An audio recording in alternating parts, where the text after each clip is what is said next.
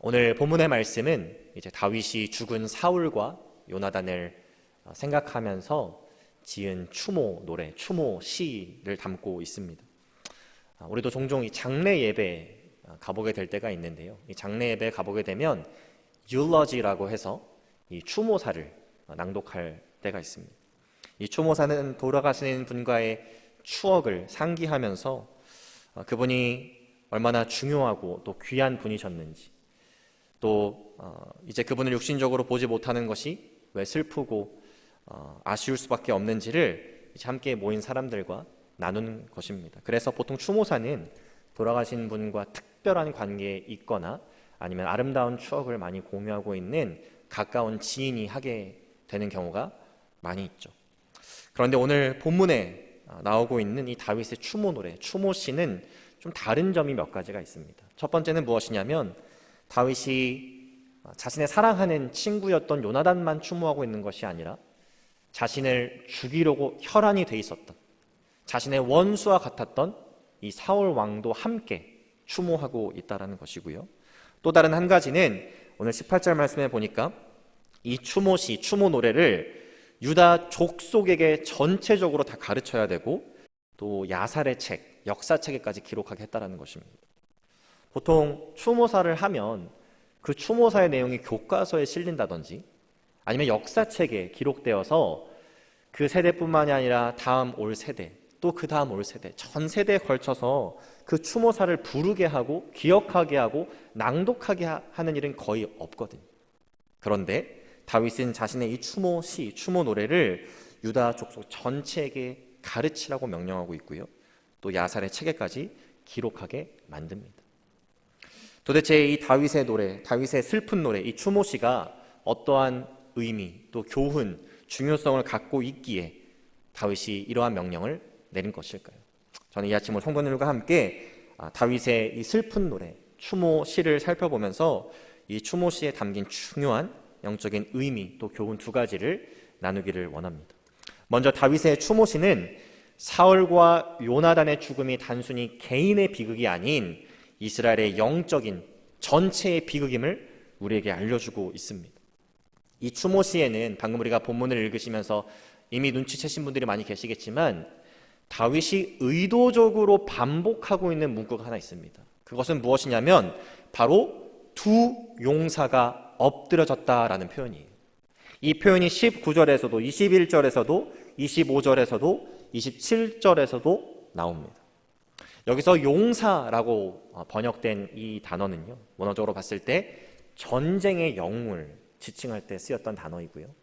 또 잠언 30장에 보면 30절에 이 짐승 중에 가장 강한 짐승으로 보통 우리가 묘사하는 사자를 지칭할 때도 쓰였던 단어입니다.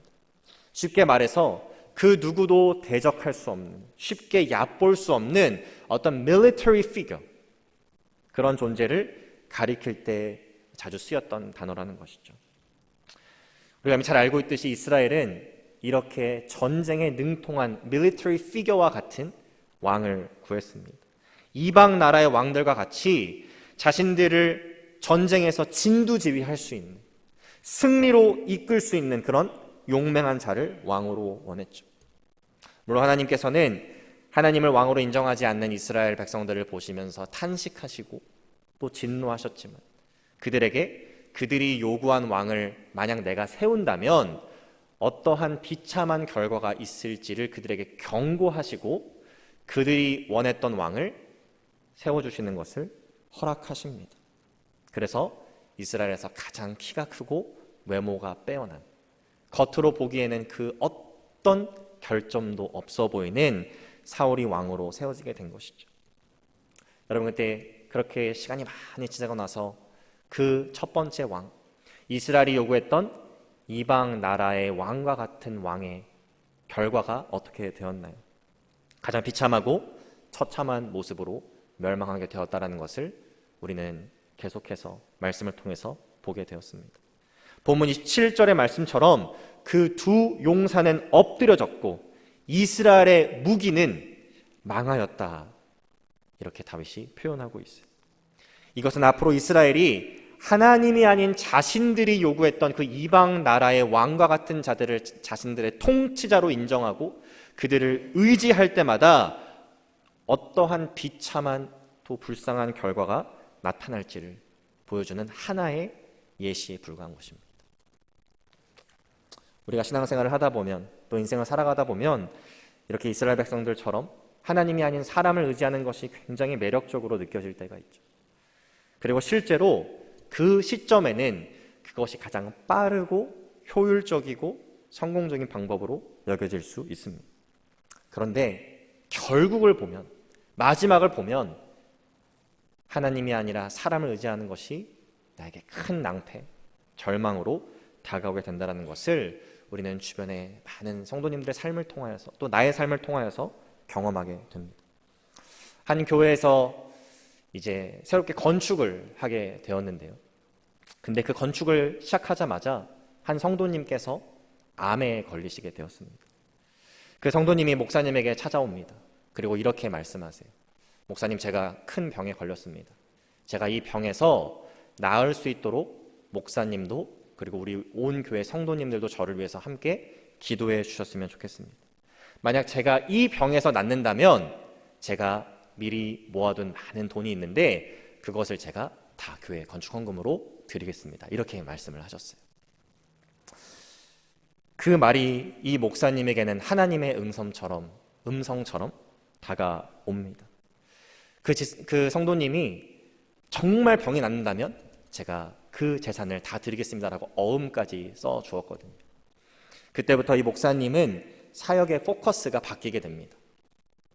겉으로는 표현하지 않았지만 이제 이 성도님이 병에서 낫기만 한다면 우리가 이 건축을 더 원활하게 진행시킬 수 있을 것이고 내 목회가 한 단계 업그레이드 될 수 있겠다는 생각을 자신도 모르게 하면서 이 성도님의 회복을 위해서 개인적으로는 7일 동안 금식 기도를 하고요. 성도님들과 함께는 40일 동안 작정 기도를 하게 됩니다. 놀랍게도 하나님께서는 이 기간 동안 이 성도님의 병을 낫게 하셨어요. 모두가 하나님을 찬양합니다. 이 성도님의 병을 낫게 해주신 하나님의 은혜를 노래합니다. 그리고 이제 교회는 약속된 그 수억 원의 건축 헌금을 받기만 하면 되는 상황입니다. 그런데 갑자기 성도님이 완쾌하자마자 말을 바꾸기 시작하셨어요. 내가 병을 나은 것은 당신들이 기도해서가 아니라 내가 많은 돈을 들여서 치료받았기 때문이라고 말하기 시작합니다. 그리고 내가 약속했던 그 건축 헌금은 절대로 목에 칼이 들어와도 내놓을 수가 없다라고 이렇게 선포한 것이죠. 여러분, 이 상황 가운데서 교회와 또 교회 리더십은 어떠한 반응을 보이는 것이 하나님께서 기뻐하시는 모습일까요? 이 교회는 이 건축 헌금을 내기로 한 성도님을 서울 민사지법에 고발합니다. 그리고 그 성도가 쓴 어음을 가지고 부동산을 가압류하고 숨겨놓은 재산을 찾아내려고 합니다. 그런데 이 모든 과정들이 세상에 알려지게 된 것이죠. 그래서 교회는 손가락질 받고 비난받고 결국에는 이 성도님에게 2,700만 원만 받기로 합의하고 이 사건을 마무리하게 되었습니다. 여러분, 이 사건의 문제의 핵심이 무엇이었을까요?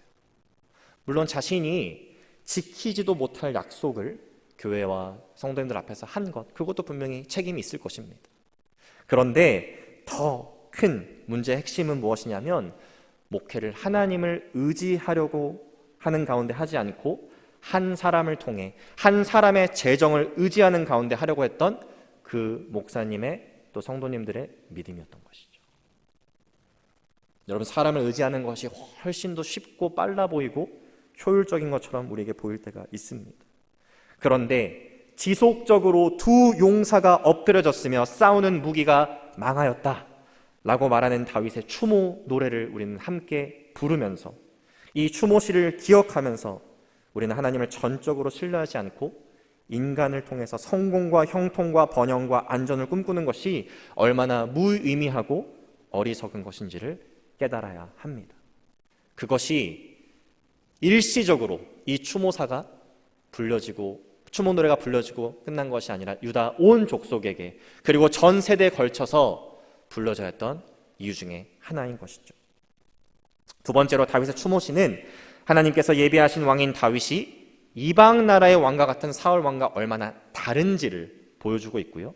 더 나아가서 하나님께서 예비하신 왕이 진짜 이스라엘을 구원할 자임을 우리에게 알려주고 있습니다.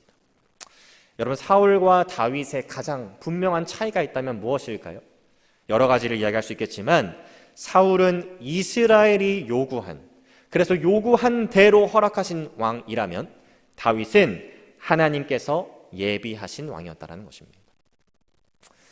그러면 다윗 왕과 사울 왕은 그들의 삶 가운데 어떠한 다른 점을 보여주었을까요? 이것도 많은 것들을 이야기할 수 있겠지만 우리가 한 가지를 좀 집중해서 본다면 사울은 다윗을 자신의 왕권을 위협하는 그런 위험 세력으로 인식한 이후부터 눈에 불을 켜고 다윗을 죽이고 저주하려고 합니다. 그런데 반면 다윗은 하나님께서 기름 부은 자를 절대 죽일 수 없다고 말하면서 사울을 죽일 수 있는 여러 번의 순간들이 찾아오지만 그를 죽이지 않고요. 이 추모 노래에서도요, 그 사울 왕을 저주하고 비난할 수 있지만 전혀 그렇게 하고 있지 않다는 거예요. 오늘 본문 4절 말씀을 보시면 온 이스라엘 딸들에게 이렇게 말합니다. 사울을 위하여 슬퍼하여 울지어다. 그가 붉은 옷으로 너희에게 화려하게 입혔고 금 놀이개를 너희 옷에 채웠도다. 분명 사울 왕은 악한 왕이었죠. 하나님의 영이 떠난 왕이었습니다. 그런데 그럼에도 불구하고 하나님께서 사울을 사용하셔서 나타내신 역사, 이스라엘에게 주신 복에 대해서는 그들이 감사해야 된다고 말하고 있는 거예요.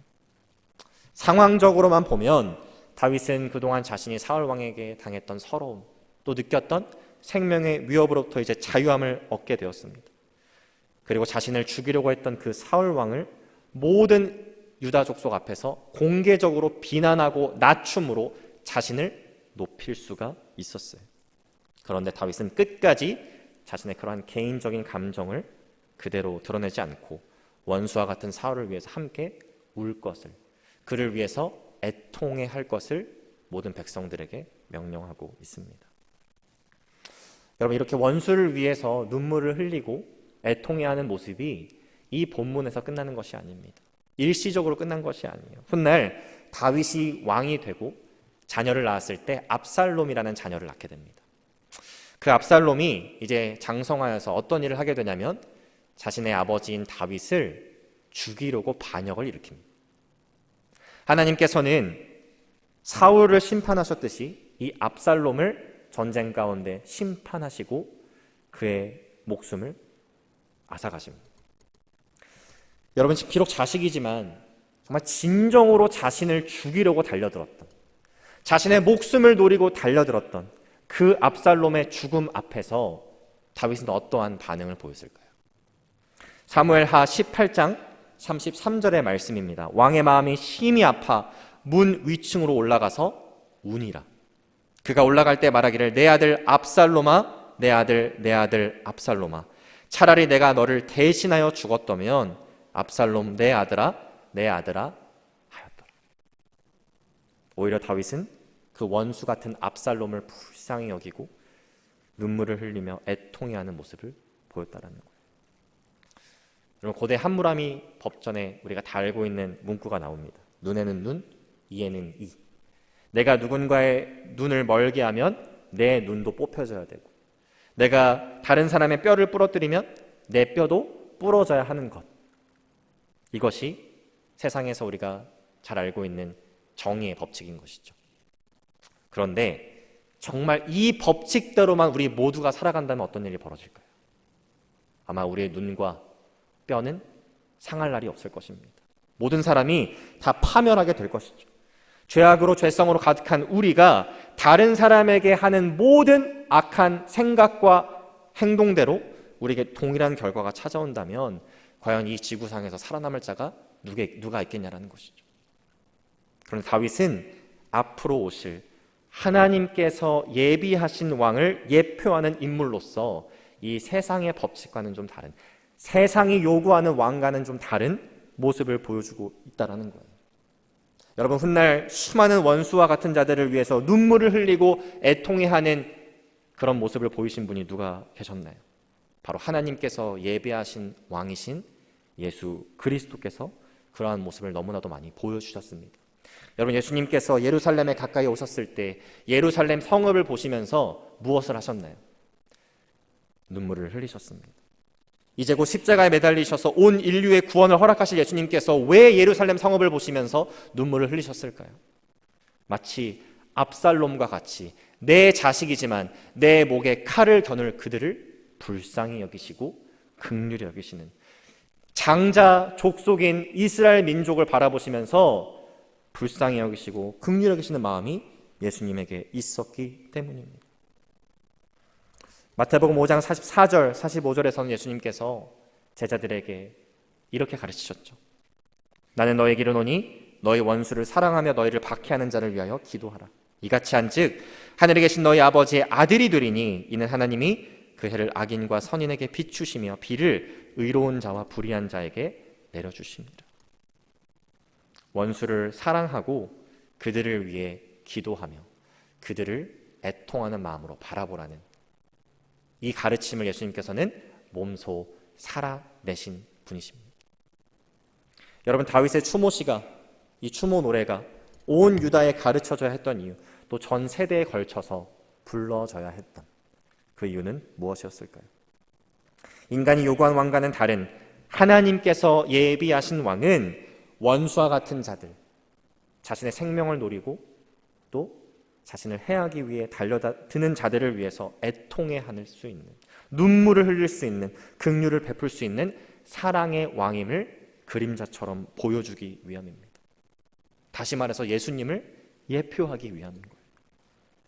또 사람이 세운 왕이 아닌 하나님이 예비하신 왕을 우리가 전적으로 섬기고 의지할 때 우리에게 참된 평안과 구원이 있다는 것을 가르쳐주기 위함인 것입니다.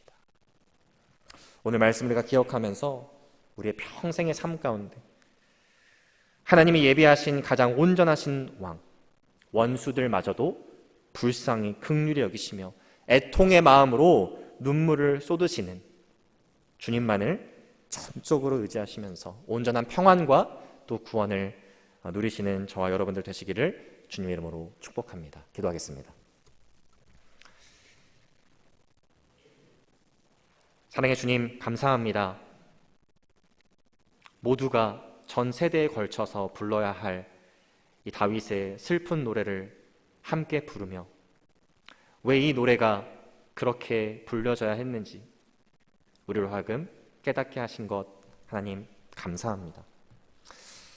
하나님이 추모 노래를 우리가 기억하며 우리가 우리의 왕 되신 하나님이 아닌 우리의 인간적인 마음을, 생각을 왕으로 모시고 살아갈 때 얼마나 큰 비극과 비참한 결과가 우리에게 주어지는지를 다시 한번 기억하게 하시고 우리의 참된 왕 되신 하나님만을, 또 하나님께서 예비하신 왕이신 예수님만을 전적으로 신뢰하고 의지하는 우리의 인생 되게 하여 주옵소서.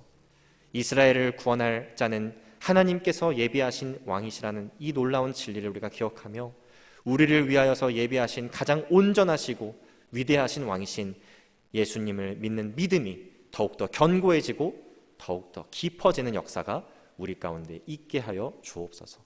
감사드리며 예수 그리스도 이름으로 기도합니다.